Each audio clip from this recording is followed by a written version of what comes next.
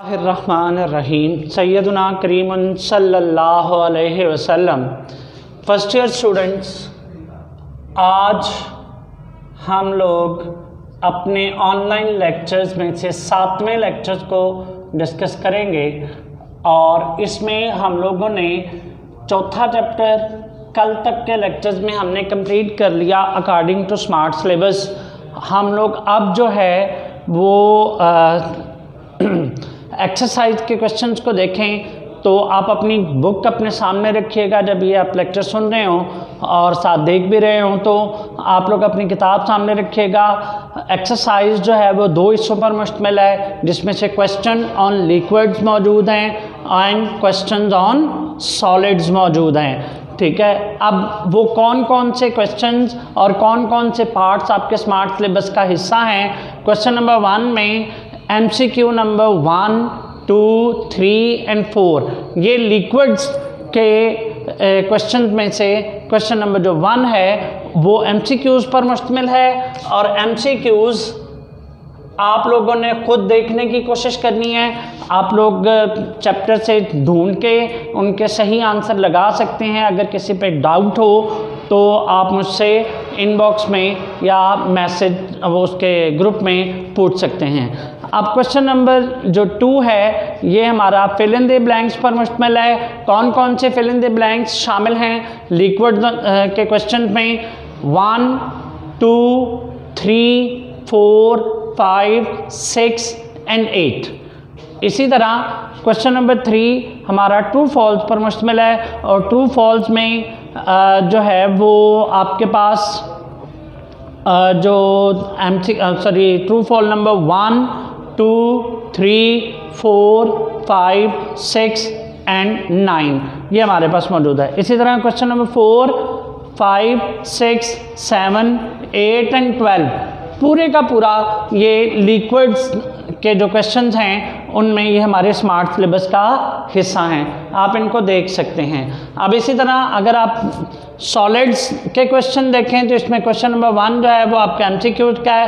MCQ number 2, 3 और 4 और question number 2 जो फिल इन द ब्लैंक्स है वो कंप्लीट शामिल हैं। क्वेश्चन नंबर 4 जो है 5, 6 ये पूरे शामिल हैं। क्वेश्चन नंबर 12 का पार्ट नंबर 6, 7, 8, 9, 10 और 11 हमने इनको डिस्कस करना है। और अब हम लोग बारी बारी देखें तो क्वेश्चन नंबर 1 MCQs का, question number 2 fill in the blanks का और क्वेश्चन नंबर 4 ट्रू फॉल्स का। आपने इन क्वेश्चंस को खुद कोशिश करनी है। आपने चैप्टर पूरा पढ़ा हुआ है, उनको उन टॉपिक्स पे जाइएगा। अगर आपको किसी का आंसर ना मिला हो तो आप मुझसे पूछ सकते हैं। आइए अब हम लोग क्वेश्चन नंबर 4 को देखें। क्वेश्चन नंबर 4 बेसिकली लिक्विड के क्वेश्चन में है। ये देखें, इसके 2 पार्ट्स हैं, एक A है और एक B है। पहले मैं A पार्ट को देखता हूँ। कहते हैं उसमें लिखा हुआ है, क्वेश्चन क्या पूछ रहा है वो आपकी बुक वाला, what type of intermolecular forces will dominate in following liquid. किस लिक्विड में कौन सी जो है या मंदरजा लिक्विड में कौन सी इंटरमोलिक्यूलर फोर्सेस जो हैं वो डोमिनेट करती हैं, जिसमें आपके पास है अमोनिया, ऑक्टेन, आर्गॉन, प्रोपानॉन एंड मीथानॉल। अगर आप इसको देखें तो ये मीथानॉल है। तो इसमें मैंने आप अपनी बुक में अपना इस कॉन्सेप्ट को क्लियर भी कर सकते हैं और मैं साथ साथ जिस तरह की उसमें हाइड्रोबॉन्डिंग पाई जाती है मैं वो डायग्रामेटिकली शो भी कर रहा हूँ और वहाँ से आप लोग इजीली देख सकते हैं। जैसे आपके पास अमोनिया है, अमोनिया में जो फोर्सेस पाई जाएंगी इंटरमोलिक्यूलर 2 मॉलिक्यूल के दरमियान। अमोनिया का एक मॉलिक्यूल ये है, दूसरा मॉलिक्यूल ये है। अगर आप गौर करें तो पार्शियल पॉजिटिवली चार्ज हाइड्रोजन और हाईली इलेक्ट्रोनेगेटिव एटम नाइट्रोजन के दरमियान कौन सा बॉन्ड बनेगा? Hydrogen bond. तो यहाँ पर कौन सी बॉन्डिंग क्रिएट होगी? हाइड्रोजन बॉन्डिंग क्रिएट होगी। इसी तरह जो आपका दूसरा पार्ट है इस चैप्टर का, इस क्वेश्चन का, वो है ऑक्टेन। ऑक्टेन एक नॉन पोलर हाइड्रोकार्बन है।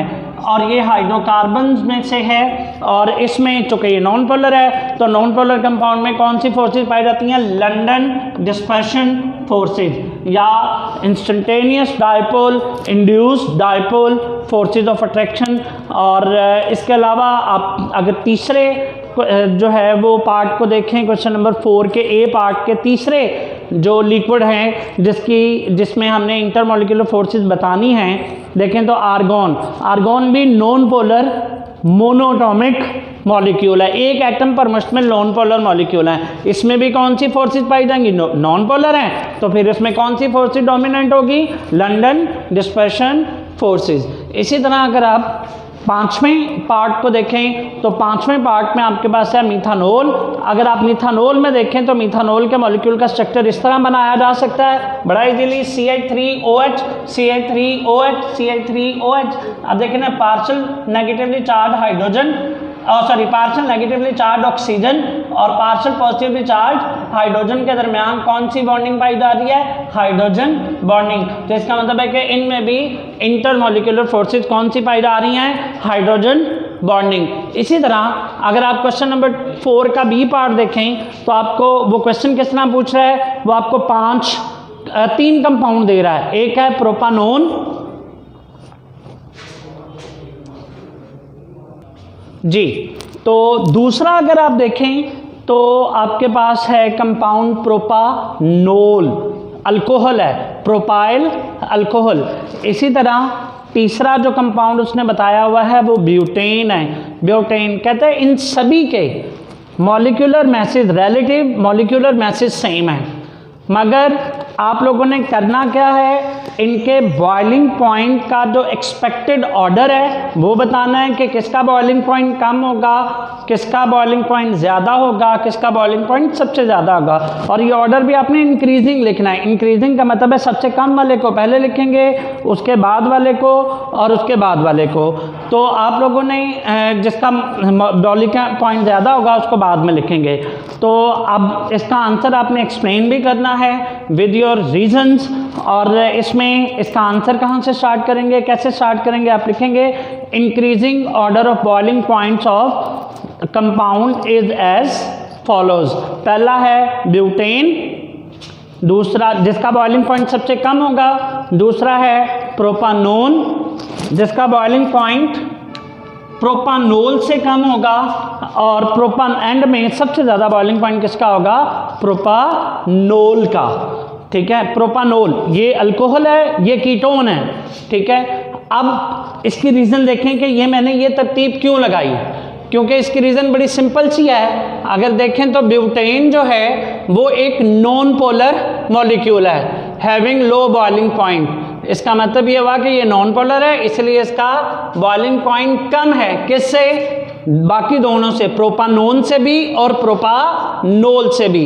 लेकिन जब हम बात करते हैं प्रोपानोन की तो प्रोपानोन इसमें stronger dipole forces of attraction पाई जाती हैं। ठीक है, तो ये dipole forces of attraction molecule को करीब रखती हैं, जिस वजह से इंटरमॉलिक्यूलर फोर्सेस को तोड़ना मुश्किल हो जाता है, बॉयल करना थोड़ा सा मुश्किल हो जाता है। इसीलिए बॉइलिंग पॉइंट क्या हो जाता है?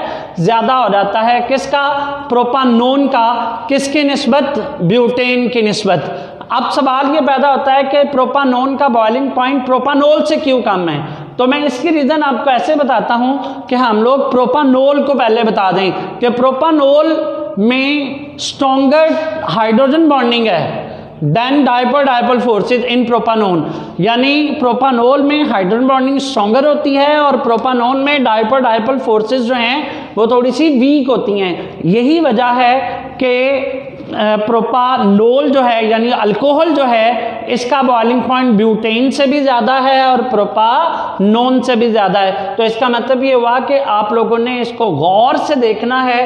तो इसमें आपने इंटरमॉलिक्यूलर फोर्सेस को कंपेयर करके बताना है कि किसका बॉइलिंग पॉइंट ज़्यादा है और किसका बॉइलिंग पॉइंट कम है, तो सबसे कम इंटरमोलिकुलर फोर्सेस या कमज़ोर इंटरमोलिकुलर फोर्सेस ब्यूटेन में हैं, जैसे एलडीएफ है। उसके बाद stronger intermolecular forces dipole dipole forces जो प्रोपानोन में होती हैं, और जो सबसे ज़्यादा स्ट्रॉन्ग होती हैं इन दोनों की निस्बत वो है हाइड्रोजन बॉन्डिंग जो प्रोपानोल यानी अल्कोहल में पाई जाती है। तो इंशाल्लाह आप लोगों को बाकी जो एक्सरसाइज है वो मैं आपको बारी बारी क्वेश्चन वाइज आपको बताता जाऊंगा। आप लोगों ने लाजमी तौर पर क्वेश्चन नंबर 1, 2, 3 जो आपके MCQs fill in the blanks और ट्रू फॉल्स पर मुश्तमिल है, इनको पहले आपने टिक करना है according to your smart syllabus, और स्मार्ट सिलेबस करने के बाद उसको टिक करने के बाद आप लोगों ने इनको खुद हल करने की भी कोशिश करनी है। अगर किसी का जवाब ना मिल रहा हो तो आप मुझसे पूछ सकते हैं, मैं इंशाल्लाह आपको ज़रूर उसका ग्रुप में भी आंसर दे सकता हूं और दूंगा भी, और आपको इनबॉक्स में भी दे सकता हूं। जैसे आपका प्रॉपरली टाइम मिलता है, जैसे आपने ग्रुप में मैसेज करना है तो आप ग्रुप में कर दीजिए, अगर आपने उसमें करना है इनबॉक्स मुझे करना है तो आप मुझे इनबॉक्स भी कर सकते हैं, मैं इंशाल्लाह आंसर ज़रूर करूँगा।